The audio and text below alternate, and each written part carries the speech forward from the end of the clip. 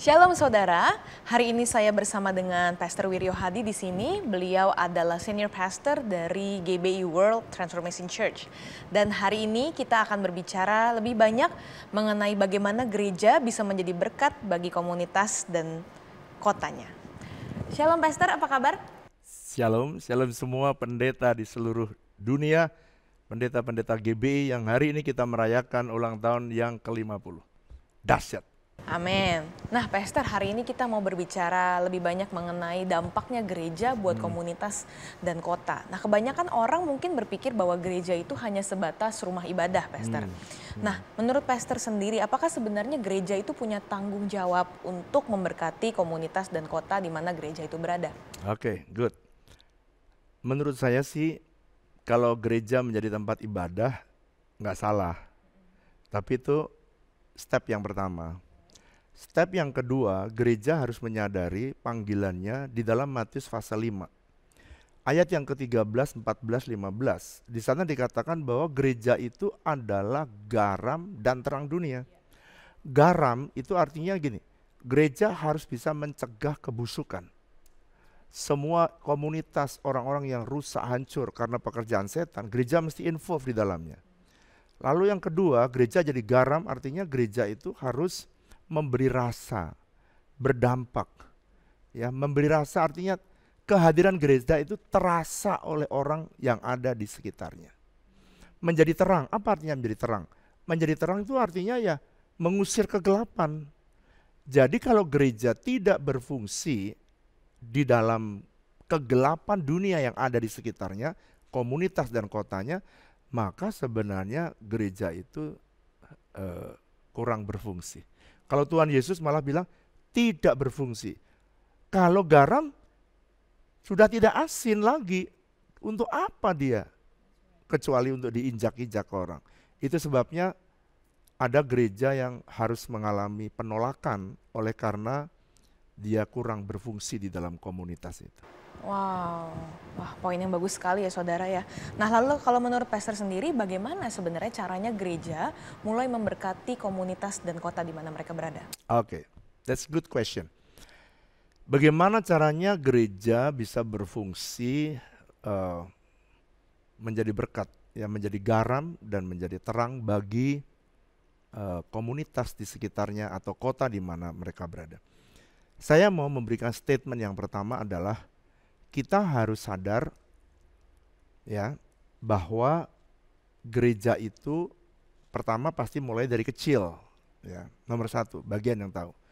Kalau garam itu sedikit, kita jangan dibuang ke kolam renang, nggak berasa. Gimana supaya berasa? Ya, berasa. Kalau mau berasa, garam sedikit harus ditaruh di mangkok sayur asam misalnya. Mangkok kecil, terasa. Gimana? Jadi langkah pertama, jangan terlalu pusing-pusing.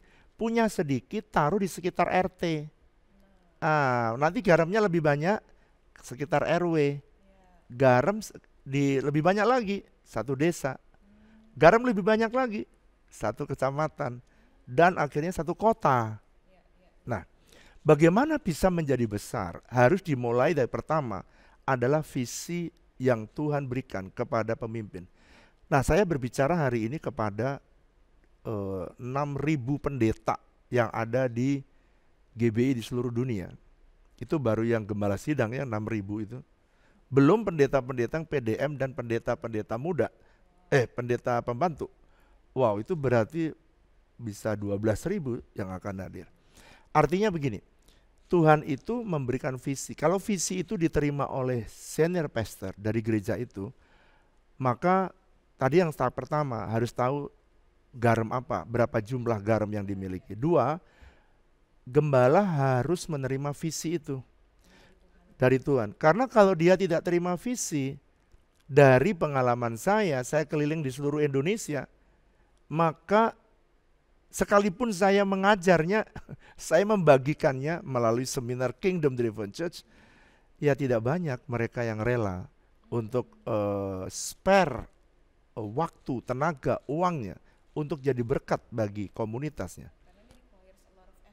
Ya, bukan hanya uang, tetapi itu fokus pada tenaga, pikiran, waktu, dan yang harus dicurahkan. Dan yang ketiga adalah, yang pertama tadi mengenai jumlahnya, 2 harus terima visi, 3 gembala harus mulai menerjemahkan ini kepada orang-orang yang ada di bawahnya.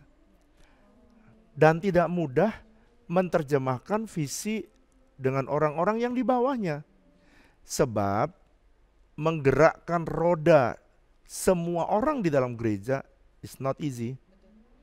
Jadi dia mesti membagikan apa yang dia yakini, dan setelah dia membagikan apa yang dia yakini, maka dia akan melihat pergerakan step by step, ya.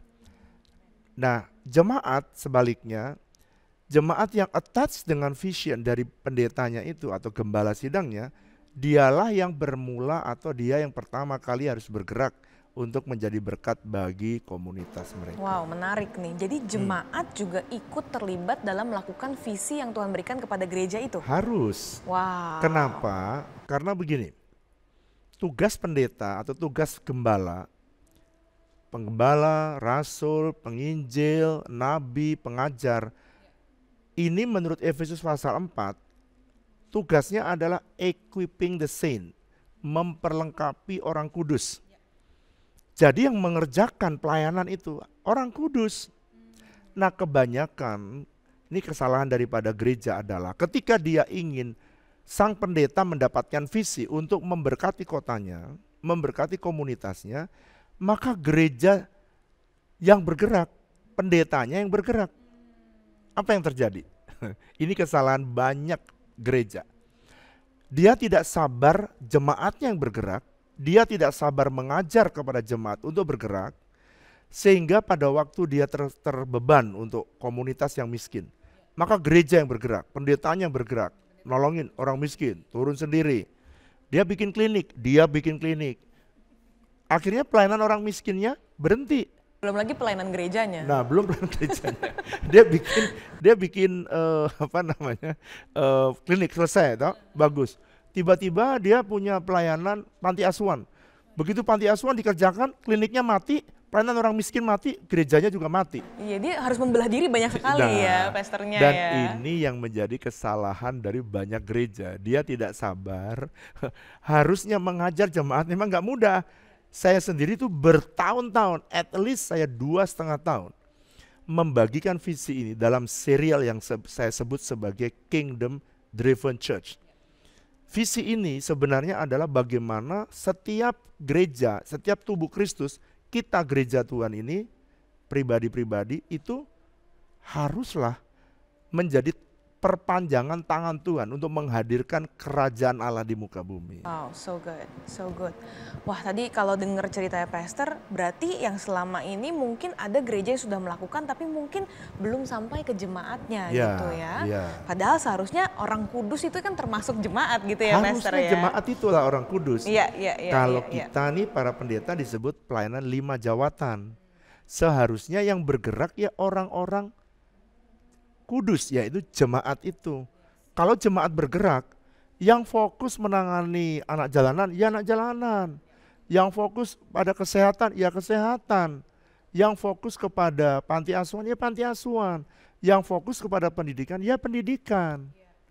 Jadi tidak mungkin pelayanan mati karena ditinggal, karena masing-masing orang punya panggilan yang berbeda. Wow, betul sekali. Nah, tadi kalau kita dengar Pastor cerita bagaimana beliau mengajarkan ini selama 2,5 tahun, berarti prosesnya panjang juga ya, Pastor ya. Nah, kalau boleh nih Pastor cerita, apa aja sih kendala yang Pastor alami nih bersama dengan tim kepemimpinan untuk memulai atau memberkati kota tuh, apa aja sih kendalanya? Oke. Yang pertama, para pendeta, para gembala sidang mesti sabar, ususnya mesti panjang. Sabar.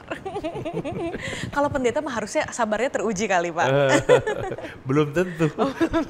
Kadang-kadang baru ngajar 5 sesi, saya udah khotbah 5 sesi, kok jemaat gak bergerak?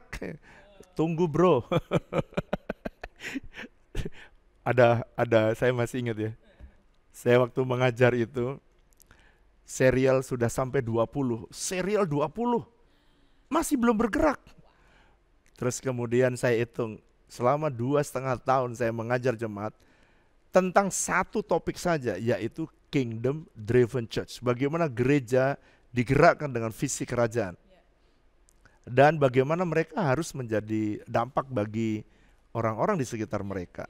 Saya mengajar seingat saya 67 seri. Wow, saudara, 67 khotbah mengenai hal ini. Dan sampai ada anak muda datang kepada saya, mungkin saking bosannya dia mendengar khotbah tentang serial itu. Dia bilang nih, Om, kenapa? Itu kalau serial khotbahnya Om itu dibuat sinetron, wah itu sudah menjadi sinetron yang panjang. Nah itu ciri atau tanda bahwa jemaat sudah mulai ada di ubun-ubun. Nah ini tugas pendeta nih, dengarkan ini. Kendala pertama ya, pendeta mesti sabar. Kendala yang kedua, pendeta harus membuat jemaat itu mendidih. Air itu selama dia suhunya 50 derajat, dinaikin 50 derajat, nggak bergerak, dia diem aja. 60 dia diem aja. Padahal usahanya memanaskan sampai 60, udah ada. Tapi belum bergerak. Nah banyak pendeta nggak sabar, pindah topik lain. Apa yang terjadi? Ya jemaatnya melempem lagi, turun lagi. Belum mendidih. Jadi tugas pendeta itu sebenarnya adalah ya bukan cari khotbah yang bagus. Apa yang menjadi visinya itu yang diterima dari Tuhan harus konsisten menyampaikan kepada jemaat. Sampai jemaatnya mendidih. Seperti air tadi mendidih. Begitu sudah sampai pada suhu 100 derajat, nggak usah ditahan. Dia otomatis, coba kamu lihat kalau ada air. Kalau ada air itu mendidih. Diam, nggak bisa. Diam, nggak bisa. Dia bergerak, terus bergerak. Itulah yang terjadi di gereja di mana saya melayani. Setiap minggu ada lagi ministry yang baru lahir. Tiap bulan lagi ada ministry yang baru lahir. Dan itu yang membuat kebahagiaan. Karena sebenarnya Tuhan ingin supaya setiap jemaat mereka menggunakan karunia, talenta yang Tuhan berikan untuk mereka bisa berfungsi menjadi berkat bagi komunitas. Jadi kalau kendalanya mah banyak, pendeta harus sabar, ya. Kedua, ya, fokus supaya sampai mendidih. Ketiga, kalau ada jemaatnya mulai bergerak dan kemudian kehabisan dana, gereja harus mensupport. Nah ini yang agak berat, ini paling berat nih. Belum tentu orang rela mengeluarkan uangnya untuk mensupport ministry-ministry yang dibangun oleh jemaatnya. Jemaat bergerak, tapi kalau ada kendala, ya gereja mesti menolongnya. Nah saudara, saya masih ingat nih ya. Untuk memulainya, saya masih ingat gereja kita nih di WTC. Waktu itu uang gereja belum ada. Lalu saya udah ngajar 67 seri. 2,5 tahun. Apakah sudah ada hasil? Belum ada. Waduh, stres tuh. Saya masih ingat kapan berhasil. Ketika Tuhan mulai bicara, jangan menunggu mereka. Kamu duluan mulai. Jadi saya ingat pulang dari rumah doa, saya ketemu dengan jemaat yang nggak punya kerjaan. Makanya dia berdoa. Nah, jadi banyak yang dimasuk rumah doa itu yang nggak punya kerjaan. Lalu saya pulang naik mobil saya tanya, kamu kerja apa? Nggak punya kerjaan Pak, PHK. Nah, terus kerjaanmu biasanya apa? Saya bisa jahit, bisa bikin tas, bisa bikin sepatu. Nah kalau gimana kamu kenapa nggak bikin sendiri? Kan nggak ada modal Pak. Saya modalin bisa nggak? Mau nggak? Dia bilang, siap Pak. Saya belikan mesin. Nah, kemudian saya komporin jemaat. Saudara-saudara, gereja kita punya satu pabrik. Satu pabrik, yaitu satu mesin jahit. Begitu jemaat. Satu mesin jahit. Udah pabrik. Kan visi harus diperkatakan. Jadi banyak orang kalau ngelihat saya ngomong itu belum tentu sudah jadi kenyataan. Lalu kemudian ada orang lagi PHK.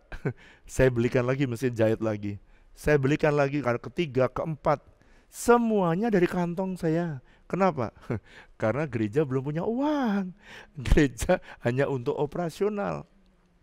Lalu kemudian saya bilang sama istri saya, Ibu Flora, saya bilang, boleh nggak kita udah beli ada 15 mesin, tapi masih banyak orang yang membutuhkan.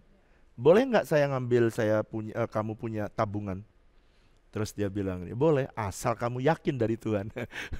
Ibu Flora selalu bilang gitu, kalau kamu yakin, baru boleh. Lalu saya belikan lagi mesin cetak sepatu, mesin obras, mesin. Jadi saya belikanlah mesin-mesin untuk menjahit tas, menjahit sepatu, berkembang. Dari situlah kemudian jemaat tahu. Jemaat melihat dan kemudian dia bilang, oh maksudnya Bapak itu menolong orang miskin tuh begini. Oh, punya berdampak bagi orang lain tuh begini. Udah kalau gitu Bapak kembali ke gereja, khotbah aja, ini saya take over. Dan dari situ diambillah 15 itu. Dan kemudian di tangan bisnismen menjadi 70 mesin. Menjadi 100. Menjadi pabrik besar. Makanya pendeta-pendeta itu kalau ngomong visi, biarin gak apa-apa ya. Lihat ke depan. Kita punya pabrik, benar jadi pabrik. Dari pabrik satu, pabrik kedua, sekarang menjadi pabrik yang ketiga, dan bahkan jadi berkat bagi ratusan orang. Wow, puji Tuhan. Benar-benar Tuhan bekerja ya dalam setiap visi yang diberikan. Berarti kendala pertama tuh justru ke manusianya, mengajarkan paradigma yang baru itu ya. Lalu yang kedua ya kita harus sabar gitu ya yang tadi ya. Nah, apakah kalau waktu Bapak bersama dengan jemaat gitu ya, mulai membangun ministry, apakah ada juga kendala dari pihak luar gereja? Wow, dari dalam saja ya, kendalanya itu paradigma, mengubah paradigma dari dalam. Dua, setelah paradigma, uang. Mengeluarkan uang belum tentu bersedia. Kalau jemaatnya pelit, apalagi kalau gembalanya pelit, wah lebih sulit itu. Sulit itu, sulit. Ya, sulit. Biasanya kalau gembalanya pelit, jemaatnya juga agak pelit, pelit biasanya. iya, betul. Lalu udah gitu ya, ada yang memulai dan gagal, nggak berhasil. Akhirnya itu membuat down ya. Tapi ingat, peran gembala adalah membuat supaya dia mendidih. Kalau mendidih, dia jalan lagi. Nah, tantangan dari luar itu banyak sekali. Gini ya, kalau kita udah bisa mengatasi tantangan dari dalam, baru kita bisa berpikir tantangan dari luar. Sebab begitu kita masuk, ini prinsipnya. Para hamba Tuhan yang ingin berjalan menjadi berkat bagi komunitas saudara, maka yang paling utama itu adalah tantangan dari dalam. Sebab kita sadar begitu keluar, kita ini kan tadi sebagai terang. Berarti di luar itu kan gelap. Berarti dengan kata lain, pada waktu kita mulai masuk, kegelapan itu kan sirna. Nah, kegelapan itu tidak mau hilang begitu saja. Nah, kegelapan itu selalu menyerang. Makanya ada tantangan dari misalnya orang di sekitar kita. Tantangan dari Pak RT, Pak RW. Apalagi kalau ketahuan bahwa itu Kristen, gereja. Makanya ini strategi yang kita lakukan. Kita membuat yayasan. Kalau gereja dia tolak, kita bikin yayasan. Kalau yayasan mereka terima. Para dokter ngobatin terima. Ministry yang dibuat kita mau nolong bimbel saja, nolongin tanpa bayar, gratis ya. Belajar bimbingan belajar gratis saja ditolak. Apalagi kalau bayar. Kesehatan, baksos gratis, itu aja ditolak. Nah, pada waktu ditolak, saudara mundur, ya nggak jadi deh, gereja nggak jadi berkat. Jadi harus mengatasi semua kendala. Mau tidak mau, harus ready. Jadi gimana caranya? Kita harus nggak bisa langsung diserang, kita harus blending dengan mereka. Kita harus bangun hubungan dengan mereka. Hubungan. Waktu kita bangun hubungan, terang kita mulai masuk di dalam kegelapan mereka. sehingga mereka tidak lagi curiga dengan kita. Kalau mereka curiga, mereka selalu menolak. Contoh, kita bikin klinik untuk beri kesehatan mereka, dibilang klinik aborsi. Coba. Udah nyiapin dokter, bayar obat, masih juga dibilang aborsi.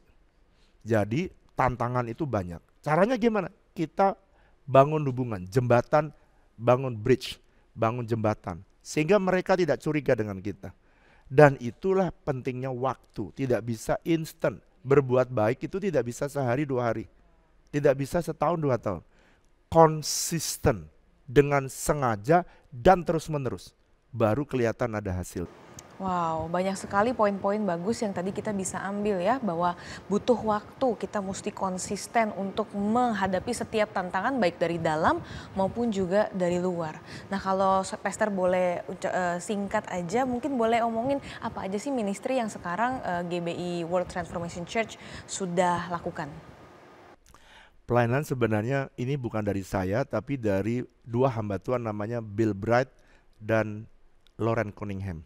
Dia menyampaikan kalau gereja mau punya impact di luar, dia harus mulai masuk di pilar sosial and spiritual. Di pilar ini jemaat mulai bergerak menolong anak jalanan, memberikan mereka yang nggak sekolah di sekolahin, ada orang tua asuh. Ada yang mereka nggak sekolah, dibimbing dan dianggap diadopsi sebagai anak untuk disekolahin. Ada yang bikin panti asuhan. Ada orang yang membangun ministry orang gila. Orang gila di jalanan diambilin, ya. Orang-orang pada takut kan kalau ada orang gila. Biasanya kalau ada orang gila lari dia. Ini ada jemaat yang kalau ada orang gila justru dirangkul, dirawat. Ada orang gila. Dan artinya cuma beberapa orang, sekarang banyak sekali orang yang dirawat dan banyak juga yang sembuh. Lalu kemudian di pilar sosial ini dengan kesehatan, memberikan baksos. Lalu kemudian kita buka klinik. Klinik satu menolong, kita buka klinik yang lain. Maju tak gentar, dibilangin klinik aborsi, maju tak gentar. Tetap kita berjalan dan akhirnya mereka tahu. Ini statement saya. Tidak ada cerita terang kalah dengan gelap. Gak ada cerita. Jadi jangan mundur pendeta-pendeta ya. Kegelapan itu otomatis akan sirna. Oleh karena itu kita yang harus konsisten. Kalau kita konsisten memancarkan terang, otomatis kegelapan sirna. Kebodohan, apa yang dilakukan Pilar Family? Kita bangun Pilar Family, mereka bangun retreat, ya, pelayanan konseling, ada BBM, Breakthrough Blessed Marriage di Pilar Family. Ada ministry, macam-macam ministry di Pilar Family. Lalu kemudian ada ministry-ministry yang di Pilar bisnis. Mereka bangun bisnis seperti yang tadi saya ceritakan. Dia bangun bisnis untuk menolong orang yang miskin, memberi pekerjaan kepada orang yang miskin. Dan setelah itu mereka bisa mengentaskan kemiskinan. Dan masih pilar-pilar yang lain, pilar art, entertain, media, government and politik. Banyak sekali lah ministry-ministry yang dibangun oleh jemaat untuk memberi garam, memberikan terang bagi komunitas dan sekitarnya. Wow, so good. Nah, kalau boleh nih Pastor untuk menutup interview kita pada hari ini, mungkin Pastor bisa sampaikan sedikit pesan bagi gereja-gereja yang mau mulai memberkati kota dan komunitasnya, dan kasih semangat buat gereja-gereja yang juga mungkin sebenarnya belum punya financial support tuh. Nah, bagaimana mereka bisa memulai dan memberkati kotanya? Saudara, mulai tidak harus besar, mulai bisa dari kecil, selalu ya, berakit-rakit ke hulu, berenang-renang ke tepian. Jadi mulai dari yang kecil, sakit-sakit nggak apa-apa. Mulai kan nggak punya uang Pak, tenang. Saudara bisa mulai bersihin RT saudara. Nggak pakai duit, tenaga, tapi harus mau diajar jemaatnya. Bersihin lingkungan, ya. Lu nggak ada duit sama sekali. Anak-anak muda, anak-anak youth mulai membimbing anak-anak yang ada di jalanan. Saya masih ingat dulu anak-anak muda mulai mendekati anak-anak jalanan dan mereka bisa diraih dan mereka bisa melihat. Jangan pernah menyerah. Jadi pesan saya yang terakhir, terima visi dari Tuhan, konsisten mengajar kepada jemaat, dan jangan terpaku dengan uang. Uang akan datang kalau kita punya visi. Jadi kita punya visi, Tuhan punya provisi. So good. So thank you so much Pastor untuk waktunya, untuk kita bisa bincang-bincang lebih banyak soal ini. Saya percaya setiap saudara yang mendengarkan bisa diberkati dan kiranya nama Tuhan dipermuliakan. Yeah. Tuhan Yesus memberkati. God bless.